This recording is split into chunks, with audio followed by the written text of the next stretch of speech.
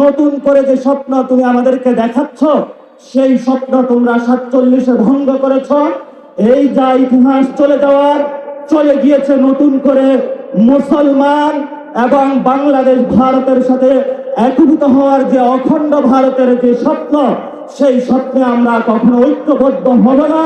এবং তোমরা যে স্বপ্ন দেখো, তোমাদের সেই স্বপ্ন দিবা স্বপ্নেই থেকে যাবে, বাস্তবে কখনো হবে না। যদি বাস্তবে হওয়া সম্ভব, যেটা আমাদেরকে ভাসানী বলে গিয়েছিলেন, পশ্চিমবঙ্গ আমার, আসামও আমার, মণিপুরও আমার, এই মহাদ্বীপ পুরোটাই হলো আমাদের। আজকে আমরা যখন এখানে কথা বলছি, তখন সীমান্তের কাঁটাতারের ওইখানে আমাদের অসংখ্য ভাই বন্ধুরা নিজেদের নিরাপত্তা নিয়ে উদ্বিগ্ন হয়েছে যে কখন ভারত থেকে একটি খুনি সন্ত্রাসী গোষ্ঠী এসে তাদের বোন, বাচ্চা, প্রিয় সন্তানকে যে কোনো সময় খুন করে চলে যেতে পারে। ইতিমধ্যে বিভিন্ন জায়গায় বক্তব্য হয়েছে। আমাদের যিনি ভারতের কমিশনার থেকে শুরু করে বাংলাদেশের রাষ্ট্রদূত হিসাবে এসেছেন, উনি বলেছেন ভারতের 160 কোটির সাথে বাংলাদেশের 20 কোটি যোগ করে দিয়েছে। আমরা তাদের সাথে উদ্দেশ্যে বলতে চাই, বাংলাদেশের 18 থেকে 20 কোটি জনতা, পশ্চিমবঙ্গের 10 থেকে 12 কোটি জনতা, আসামের 1.5 থেকে 2 কোটি জনতা, তেমনিভাবে মণিপুর থেকে এই বাংলা ভূখণ্ডের বদ্বীপে যত অঞ্চল রয়েছে, সেখানের জনসংখ্যাকে যদি আমরা হিসাব করি, 32 থেকে 35 কোটি জনতারও আমরা দায়িত্ব নিতে সক্ষম এবং আমরা দায়িত্ব নিতে চাই। যদি তোমরা আমাদেরকে সেই আকাশ দেখাতে চাও, যে অভিন্ন আকাশের স্বপ্ন, সেই অভিন্ন আকাশের স্বপ্ন ভঙ্গ তোমরা করেছো 1947 সালে, যখন আমরা একটি ভারত স্বপ্ন নিয়ে বেঁচেছিলাম যে আমরা ঐক্যবদ্ধভাবে ভারতে একই গঙ্গা, একই জলে বসবাস করে, একই পানিতে বসবাস করে নিভৃতে এখানে থাকবো। তোমরা সেইখানে মুসলিম কার্ড খেলে আমাদের উপরে নিপীড়নের, নির্যাতনের স্কিম রুলার চালিয়েছিল। আমরা বাধ্য হয়ে স্বাধীনতার আওয়াজ তুলে সে একই জায়গায় আজকে উপনীত হয়েছি। নতুন করে যে স্বপ্ন তুমি আমাদেরকে দেখাচ্ছ, সেই স্বপ্ন তোমরা 47-এ ভঙ্গ করেছ। এই যা ইতিহাস চলে গিয়েছে, নতুন করে মুসলমান এবং বাংলাদেশ ভারতের সাথে একীভূত হওয়ার যে অখণ্ড ভারতের যে স্বপ্ন, সেই স্বপ্নে আমরা কখনো ঐক্যবদ্ধ হব না। এবং তোমরা যে স্বপ্ন দেখো, তোমাদের সেই স্বপ্ন দিবা স্বপ্নেই থেকে যাবে, বাস্তবে কখনো হবে না। যদি বাস্তবে হওয়া সম্ভব, যেটা আমাদেরকে ভাসানী বলে গিয়েছিলেন, পশ্চিমবঙ্গ আমার, আসামও আমার, মণিপুরও আমার, এই মহাদ্বীপ পুরোটাই হলো আমাদের। প্রিয় উপস্থিতি, 1947 সালে আমার আপনার যারা বাপ দাদা চাচা তারা যুদ্ধে নেমেছিল একটি বৈষম্যহীন বাংলাদেশ গঠনের জন্য। কিন্তু 1971 সালে বাংলাদেশের মুসলমানদের উপরে, বাংলাদেশের মানুষের উপরে সেই বৈষম্যহীন বাংলাদেশ গঠনের পরিবর্তে ভারতের একটি পুতুল সরকার, মুজিববাদী সরকার বাংলাদেশের উপরে আমাদের চাপিয়ে দেওয়া হয়েছিল। সেই মুজিববাদী সরকার গত 53 বছরে আমাদের উপরে জুলুম নির্যাতন করেছিল। আমরা স্বপ্নে আকাঙ্ক্ষা দেখেছিলাম, 24-এ আমরা রক্ত দিয়েছিলাম। ভারতীয় যে বয়ান, সেটা থেকে বের হয়ে একটি স্বাধীন পররাষ্ট্রনীতির মধ্য দিয়ে যাব। সাথে সাথে সেই রক্তের হোলি খেলায় ভারত আমাদের সেই শহীদ ওসমান হাদি ভাইকে শহীদ করে দিয়েছে, অসংখ্য ভাইকে শহীদ করে দিয়েছে। নতুন করে যখন আমরা স্বপ্ন দেখেছিলাম, মুজিববাদী বয়ান থেকে বের হয়ে বাংলাদেশের একটি স্বপ্ন নিয়ে, ইসলাম এবং সার্বভৌমত্বের আহ্বান নিয়ে আমরা সামনে এগিয়ে যাব, তখনই আমরা দেখতে পেলাম যার বাপ বলেছিল উই রিবল, তারই সন্তান মুজিববাদের পথ ধরে মোদের কাছে আবার নজরানা দেওয়ার চেষ্টা করতেছে। প্রিয় বিএনপি, প্রিয় তারেক রহমান, আমরা আপনাদেরকে স্পষ্ট বার্তা বলতে চাই, আপনার যদি মুজিববাদে যাওয়ার ইচ্ছা হয়, আপনি আওয়ামী লীগ থেকে বড় মুজিববাদী হইতে পারবেন না। আমরা আপনাকে হুঁশিয়ার করে দিচ্ছি, আপনি যদি মুজিববাদের পথে হাঁটেন, এই পথ বাংলাদেশের জনগণের পথ নয়। মুজিববাদী শক্তির সাথে কঠিন যুদ্ধ হবে ইনশাআল্লাহ।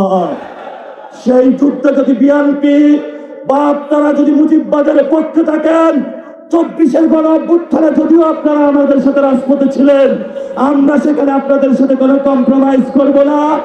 আগামীর এই লড়াই আমরা সরকারকে বলবো, যদি পররাষ্ট্রমন্ত্রী, স্বরাষ্ট্রমন্ত্রী পুশিন বন্ধ করতে না পারে, সীমান্ত হত্যা বন্ধ করতে না পারে, নাগরিকদের নিরাপত্তা না আনতে পারে, সীমান্তের নাগরিকদের উপর অত্যাচার বন্ধ করতে না পারে, তাহলে নাকে খোপ দিয়ে তাদের পদত্যাগ করা উচিত। আর যদি তারা সসম্মানে পদত্যাগ না করায়, তাহলে তোমাকে টেনে হিচড়ে আমরা বাংলার মাটিতে পদত্যাগ করাবো। লাস্ট যে কথাটা, আমাদের ফরেন মিনিস্টার জাতিসংঘে ইলেকটেড অ্যাসেম্বলি হয়েছেন, জাতিসংঘের সভাপতি হয়েছেন, কিন্তু সীমান্তে আপনি হত্যাকাণ্ড দেখেন না, সীমান্তে আপনি পুশিন দেখেন না। আপনার চোখে শুধু সেখানে কিভাবে ভিন্ন দেশের করায়ত্তের মধ্য থেকে বাংলাদেশের সার্বভৌমত্ব জলাঞ্জলি দেওয়া যায়, সেই পথে আপনি তারেক রহমানের সাথে হাত মিলিয়েছেন। প্রিয় খলিল ভাই, এই খলিল ভাই আপনি ছিলেন না। যদি আপনি মুজিববাদের কথা দেন, আমরা আপনাকে সাহায্য করার জন্য প্রস্তুত আছি। তখন কোন খলিল ভাই আমরা চিনব না, সালাউদ্দিন ভাই আপনাকেও আমরা চিনব না। প্রস্তুত হন। আমরা ছিলাম রাজু ভাস্কর্যে, শাহবাগে এসেছি, ভবিষ্যতে পুরো বাংলাদেশ একসাথে থেকে উঠবে সার্বভৌমত্ব এবং ইসলাম রক্ষার আন্দোলনে। সবাই প্রস্তুত হন, সময় শুরু হয়েছে। তাগুতের তখ্তে তাগুত পতন হবে, মুজির পুতুল সরকার বাংলাদেশে পতন হবে, শিলংয়ের সেই ঘেটুপুত্র সালাউদ্দিনের পতন হবে, আমেরিকার পুতুল পুত্র সেই ফরেন মিনিস্টার খলিলের পতন হবে। এদের পরে যারা মুজিববাদের নব্য দূষণ, তাদেরও বাংলাদেশের পতন হবে ইনশাআল্লাহ। আপনারা জানেন, ভারতীয় হাই কমিশনার কূটনৈতিক শিষ্টাচার লঙ্ঘন করে তারা বাংলাদেশ সহ অখণ্ড ভারতের স্বপ্ন দেখে, সেই স্বপ্নকে দুঃস্বপ্ন বানিয়ে দেবেন। আমরা পরিষ্কার বলতে চাই, এটা স্বাধীন বাংলাদেশ, রক্তের বিনিময়ে বাংলাদেশ স্বাধীন করা হয়েছে। প্রতিটা ইঞ্চি ইঞ্চি জায়গা আমাদের। আমাদের সীমান্তে যদি কাউকে হত্যা করা হয়, একজনকে হত্যা করলে আমরা অনুরোধ করব বিজেপিকে, আপনারা ফায়ার ওপেন করেন, তাদের দুজনকে হত্যা করেন। ভারতীয়রা মনে রাখবা, আমরা রক্তের বিনিময়ে স্বাধীনতা পেয়েছি। আমরা ইংল্যান্ডের সাথে দালালি করে এই স্বাধীনতা অর্জন করি নাই। অতএব একটা স্বাধীন রাষ্ট্রের প্রতি চোখ দেওয়ার আগে বারবার চিন্তা করবো, এটা বাংলাদেশ, যেখানে 24-এ মানুষ, ছেলেরা, সন্তানেরা, মায়েরা, বোনেরা বুঝিয়ে দিয়েছে আমরা এক বিচিত্র জাতি, যারা পরাশক্তিকে ভয় করে না। 1980 সালের পর থেকে ভারত কোনো রাজনৈতিক ব্যক্তিকে কোনো দেশের অ্যাম্বাসেডর বানিয়ে পাঠায় নাই। তারা অতীতে পাঠিয়েছিল রাশিয়া, আমেরিকা এবং ইংল্যান্ডে। এবার রমেশ ত্রিবেদী, যিনি নিজেই পুশিন হয়েছেন, পুশিন হয়ে বাংলাদেশকে চ্যালেঞ্জ জানিয়েছেন।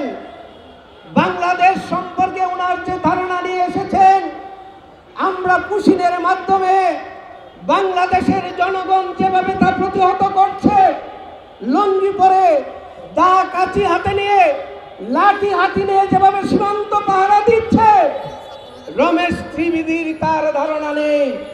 তাই সে বাংলাদেশকে ইন্ডিয়ার সাথে একাত্ম করে চিন্তা করছেন। আমাদের বাংলাদেশে আণবিক বোমা নেই, আপনারা আমাদের সাথে লড়াই করতে আসুন। বাংলাদেশের প্রতিটি লঙ্গি পরা মানুষ একটি আণবিক বোমা। এই আণবিক বোমাকে প্রতিহত করার ভারতের কোনো শক্তি নাই। আমরা জাগ্রত আছি, আমরা সীমান্তকে রক্ষা করব, বাংলাদেশের অখণ্ডতাকে রক্ষা করব, প্রয়োজনে ভারতকে দ্বিখণ্ডিত করব ইনশাআল্লাহ।